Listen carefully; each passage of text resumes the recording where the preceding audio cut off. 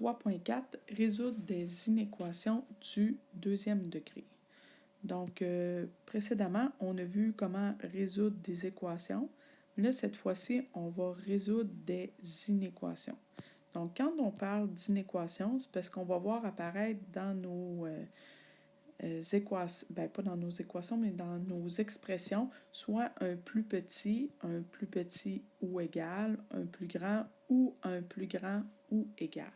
Donc, dans ce temps-là, on a affaire à des inéquations.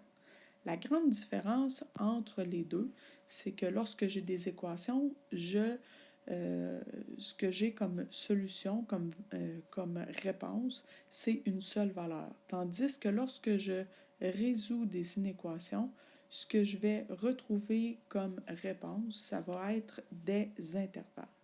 Donc, à travers mes exemples, je vais te le montrer comment ça fonctionne. Donc, la première chose, la première résolution qu'on peut rencontrer, parce qu'on en a deux comme lorsqu'on fait des équations, c'est que si je te donne la valeur du x, tu peux me chercher la valeur du y. Donc, comme on a déjà fait avec l'équation. Et là, qu'est-ce qu'on doit faire dans ce temps-là? Bien, c'est remplacer la variable x par la valeur qu'on me donne, faire le calcul en tenant compte de peine masse, bien important, et la solution est un intervalle. OK? Je vais le souligner encore une fois, là, je l'ai dit que c'était la grande différence entre une équation et une inéquation, mais au départ, ça se peut que ce soit un petit peu flou là, dans ta tête. Donc, l'exemple 1, si x1, si x, voyons, qu'est-ce que je raconte, si x est égal à 1, alors f de x vaut combien? Donc, je dois en premier remplacer, comme on me demandait, remplacer la variable x par la valeur que l'on me donne. Donc, f de x, je peux marquer f de 1, là, est plus petit, ou on pourrait laisser f de x, 12 fois 1 au carré moins 7 fois 1. Et là, je m'en viens utiliser mon peine masse pour pouvoir faire mes calculs. Je suis en calcul, donc je m'en viens dans ce sens-là. OK? J'ai des parenthèses, mais à l'intérieur, j'ai pas rien. J'ai aucune opération à faire, donc les parenthèses servent juste à m'indiquer que c'est cette valeur-là qui est au carré pour le premier. Puis ici, c'est plus pour dire, ben, mon x, je l'ai remplacé par 1, mais finalement, la parenthèse ne sert pas à grand-chose. Donc, je passe tout de suite à l'exposant. Donc, je vais aller appliquer... je vais aller faire mon calcul pour mon exposant. Donc, 1 au carré me donne 1, moins 7 fois 1. Par la suite, j'ai deux multiplications. Donc, j'ai une première multiplication ici, j'ai une deuxième multiplication ici. Donc, je vais aller faire mes calculs de multiplication. Donc, f de x, tout le temps en gardant mon symbole plus petit ou égal. 12 fois 1 me donne 12 et moins 7 fois 1 me donne moins 7. Je vais aller continuer ici. F de 1. Et là, tout ce qui me restait à faire, c'était de faire ma soustraction. Donc, 12 moins 7. Et 12 moins 7 me donne 5. Ce qui veut dire que f de x appartient à un intervalle, donc il doit être plus petit ou égal à 5. Donc, f de x peut prendre la valeur de moins l'infini jusqu'à 5 inclus, puisque c'est plus petit ou égal. Donc, si je veux que mon y soit plus petit ou égal à 5, il peut prendre la valeur de 5, de 4, de 3, de 2, de 1 et jusqu'à l'infini. Donc, c'est pour ça. Si tu as de la misère à le comprendre, des fois, s'aider avec une droite numérique peut être une bonne idée. On s'en vient de placer notre 5 ici. On dit que notre y est plus petit ou égal. Donc, plus petit ou égal, ça veut dire que mon 5 est inclus. S'il est plus petit, ben, je peux prendre la valeur de 4 et moins. Fait que là, quand je vois ça comme ça, je suis capable de mieux lire et de dire de moins l'infini jusqu'à 5 inclus. Fait que ça peut m'aider à écrire mon ensemble solution. Donc, voici pour le premier exemple. Donc, ça, c'est ce qui me permet, dans le fond, de trouver des valeurs de y lorsqu'on me donne la valeur de mon x. Souvent, ce qui va nous intéresser, c'est beaucoup le deuxième cas. C'est si je te donne la valeur du y, ben trouve-moi la valeur du x.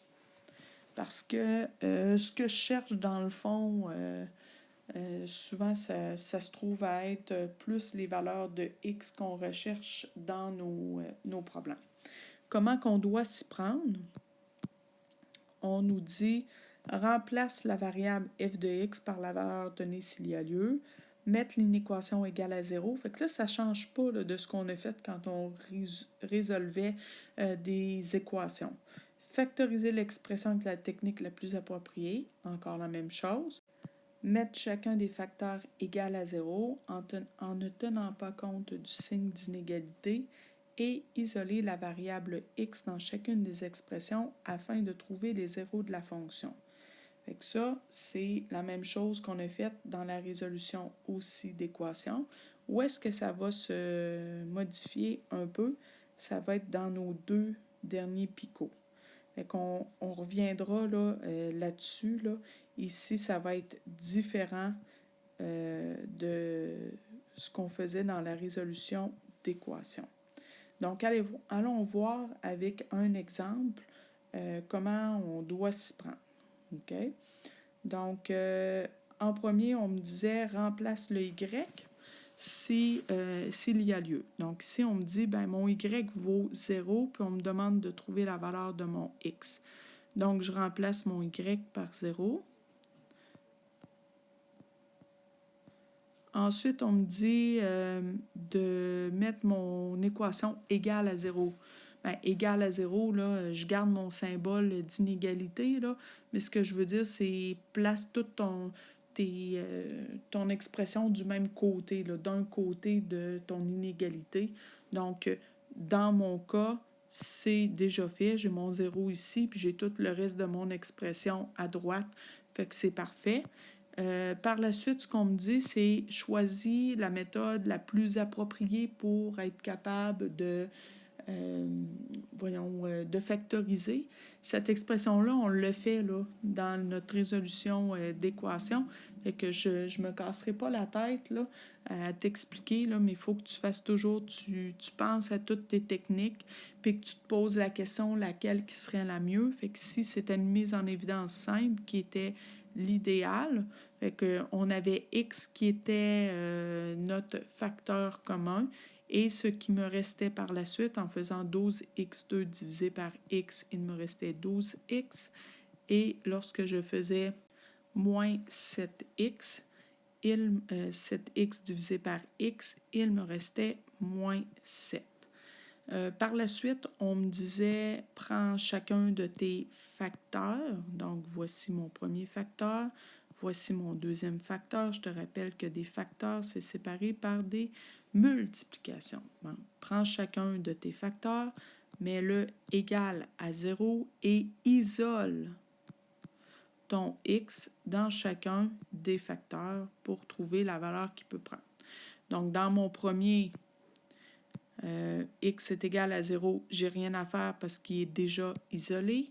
Dans mon deuxième, j'ai un petit peu plus de travail. Je dois faire un plus 7. Donc, ça me donne 12. X est égal à 7. Je divise par 12. Je divise par 12. Et mon x est égal à 7/12. Bon, j'ai trouvé les deux zéros de la fonction. Quand j'ai un égal, j'ai terminé parce que c'est ça que je veux. Je veux les zéros de ma fonction.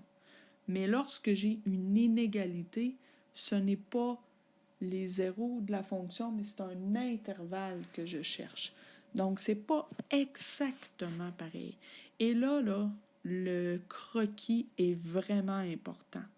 Puis c'est là qu'on est rendu à faire les deux étapes là, qui sont différentes, c'est-à-dire ici, mettre sur une droite numérique les deux solutions. Donc, les deux zéros qu'on vient de trouver, on va aller les placer sur une droite numérique. Donc, je m'en viens placer ma droite numérique. Je m'en viens écrire 0, je les mets dans l'ordre d'une droite numérique et 7/2. Là, on me dit placer les deux solutions. Le signe de l'inéquation déterminera si les points sur la droite sont inclus. Donc, ils sont inclus, les points, si j'ai plus petit ou égal, ou plus grand ou égal, ou plus petit ou égal, et ils sont exclus si j'ai plus petit ou plus grand.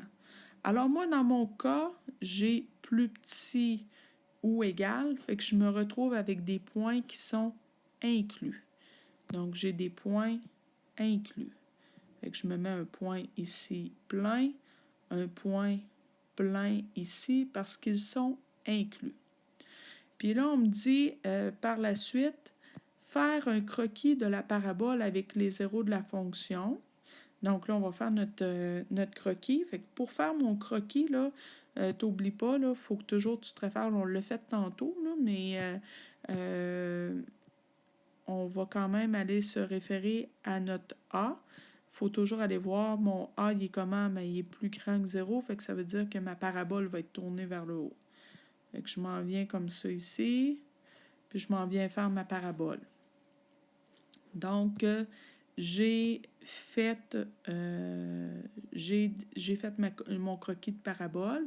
Puis là, ce qu'il me reste à faire, c'est déterminer l'ensemble de solutions qui répond à l'inéquation. Donc, c'est le signe de la fonction. Ce qu'on est en train de trouver, c'est le signe de notre fonction. Donc, je m'en viens, dans le fond, regarder. Ce que je vais faire avec toi, c'est que je vais te l'expliquer comme ça. Ce que je cherche, cette expression-là, ce que je mets en rouge, ça représente mon Y. OK? Donc, Y, je vais juste réécrire là, ici toute l'expression, parce que là, j'ai comme pas de place. 12x2 moins 7x. Ce bout-là, si je remplace mon x par une valeur à x2 et à x, je vais obtenir la valeur d'un y. Donc, c'est pour ça que je peux dire que tout ce que j'ai encadré représente une valeur de y. C'est la même chose. Ça représente la même chose. Fait que là c'est comme moche parce qu'il est à l'envers. Faut qu'on va remettre ça beau, là. On va remettre ça dans le bon sens. On va lire de gauche à droite comme on est habitué. La grande ouverture est vers mon Y, donc plus grand ou égal à 0. Donc là, je suis en train de te dire que mon Y ici, doit être plus grand ou égal à 0. Donc, lorsque tu cherches un Y qui est plus grand ou égal à 0, tu te retrouves en haut ou en dessous de l'axe des X. C'est ça qu'il faut que tu te poses comme question. Donc, lorsque je recherche un Y qui est au-dessus, qui est plus grand, excuse-moi, là, je suis en train de te donner la réponse. Quand je cherche un Y qui est plus grand ou égal à 0, OK? Ce que je recherche, c'est toutes les valeurs au-dessus de l'axe des X. Donc, ce qui veut dire ici, concrètement, c'est que tout ce qui est au-dessus de l'axe des X, c'est cette branche-là, ce bout de branche-là, et ce bout de branche-là. Fait que voici ce qui est au-dessus de l'axe des X. Voici ce qui est plus grand que 0. Donc, on va marquer, nous autres, comme réponse. Voyons, un peu, ce sera pas long. OK. Pour X qui appartient à moins l'infini jusqu'à 0. Je vais te le montrer par la suite, là, je vais juste l'écrire. Union de 7 demi inclus jusqu'à plus l'infini exclu. Donc, je ne sais pas si tu m'as suivi. Donc, ça ici, là, c'est tout ce que je veux. Ça fait partie de mon ensemble de solutions. Mais toutes les valeurs que X peut prendre, ça s'en va ici jusqu'à l'infini. Donc, de moins, quand on lit, hein, t'oublies pas, on lit toujours de gauche à droite. Donc, de moins l'infini jusqu'à 0. Union, je repars ici, parce que là, après, ça va être toutes mes X qui vont s'en venir comme ça jusqu'à l'infini. Donc, de 7 demi jusqu'à plus l'infini. Donc, voici ma réponse finale. C'est l'intervalle que je viens de trouver ici qui représente le signe de ma fonction. Alors voilà,